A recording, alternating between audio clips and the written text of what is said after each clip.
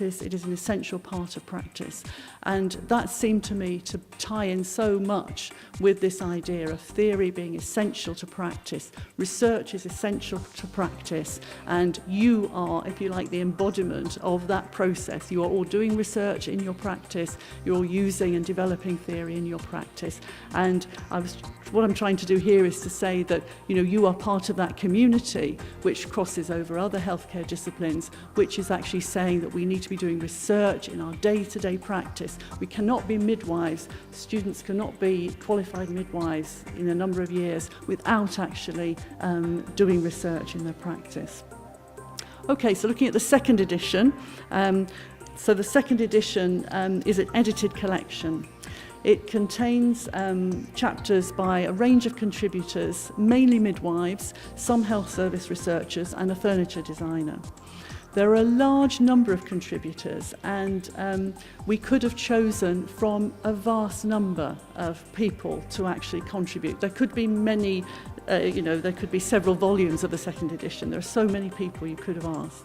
And I think what we now see is the paradox too is gone. There is as far as I'm concerned, you may disagree, but it seems to me that there is a complete greater acceptance of the place of theory and practice, that there's been a big change in the last 15 years in relation to that. There's a lot of work and reflected in the book about concept analysis, theory building, theory testing, and the process of theory building, which I think we've just seen illustrated in Patricia's presentation. There are also exercises which are now focused at the undergraduate and the postgraduate level, and that again reflects the change that's happened in midwifery. So everybody now in the UK and elsewhere in the world is gaining an academic degree, or they're studying at postgraduate level for higher degrees. The continuing purpose of the book is still reflected. This is a statement from the first edition, which is now still in the second edition. The premises of the book that a clearer understanding of the concepts, theories and models which inform midwifery care will result in a better understanding of the role of the midwife, the type of care that women need, and the provision of that care. All the chapters are therefore concerned with the process of clarifying and identifying these concepts, theories and models. So it's a continuing process. And the key themes that I think come out of the second edition for me are around the impact of the environment of care on practice. This is a very strong theme which comes out from many of the chapters.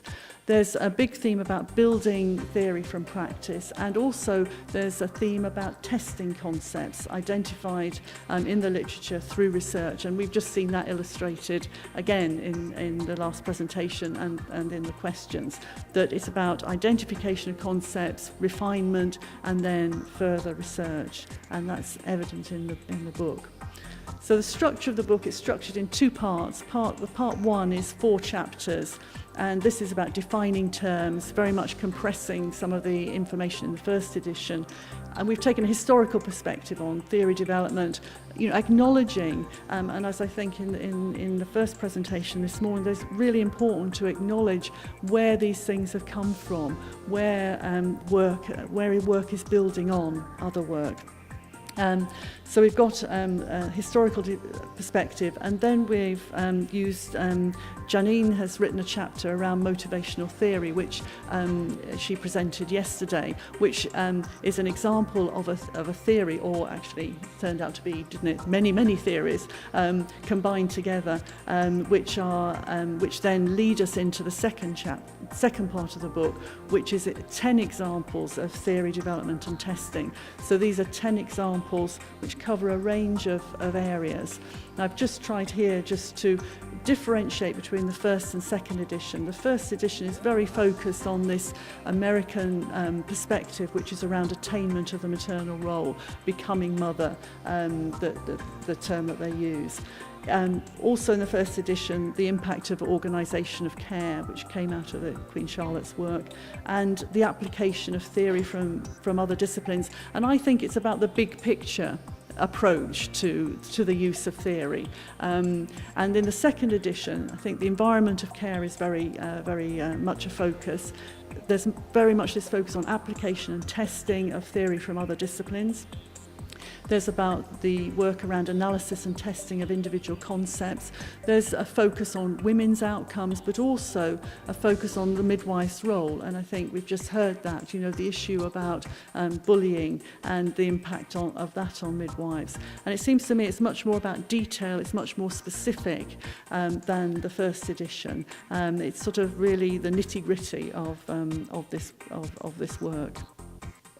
So just to focus on the environment of care, we've got a chapter by Ros Bryar2, which is very much about the political environment, looking at the partnership model and where that's come as a political issue in New Zealand.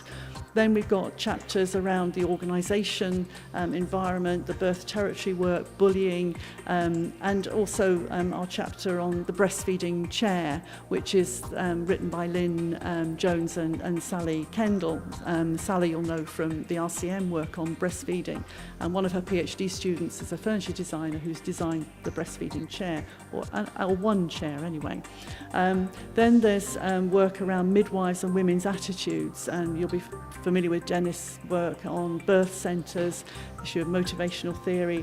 Then we've got work on contemporary caesarean section from Australia, and the issue of birth technology competence, which is the work out of the team here, and then work around emotion, which is Billy Hunter's work in Wales.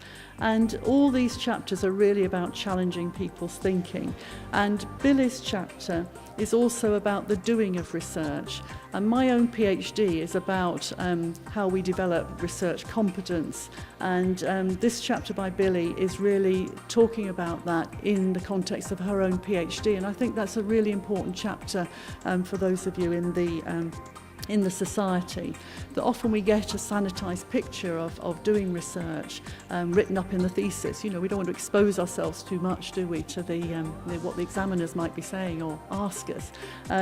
But Billy goes through the process of challenging the literature, challenging, you know, very well-renowned author in her field, access issues, the reality of field work, and really she's illustrating the experience of practitioner research.